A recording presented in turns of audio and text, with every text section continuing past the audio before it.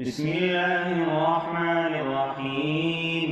سبح لله ما في السماوات وما في الأرض وهو العزيز الحكيم. يا أيها الذين آمنوا لم تقولون ما لا تفعلون كبر مقتا عند الله أن تقولوا ما لا تفعلون. إن الله يحب الذين يقاتلون في سبيله صفا كأنهم بنيان مرصوص. وإذ قال موسى لقومه يا قوم لم تؤذونني وقد تعلمون أني رسول الله إليكم فلما زاغوا أزاغ الله قلوبهم والله لا يهدي القوم الفاسقين. وإذ قال عيسى ابن مريم يا بني إسرائيل إني رسول الله إليكم مصدقا لما بين يدي من التوراة ومبشرا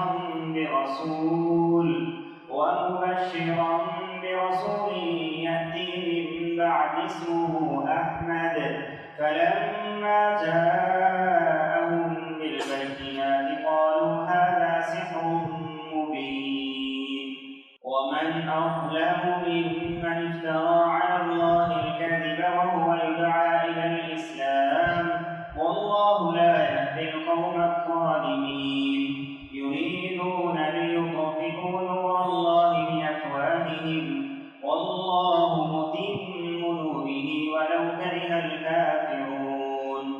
هو الذي أرسل رسوله بالهدى ودين الحق ليظهره على الدين كله ولو كره المشركون.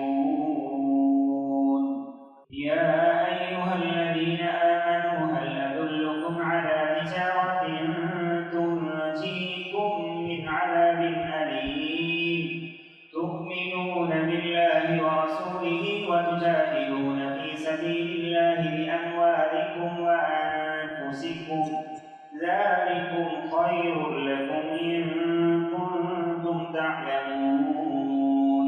يغفر لكم ذنوبكم ويدخلكم جنات تجري من تحتها الأنهار ومساكن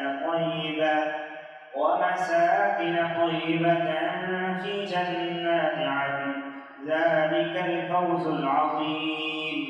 وأخرى تحبونها نصر من الله وفتح قريب وبشر المؤمنين.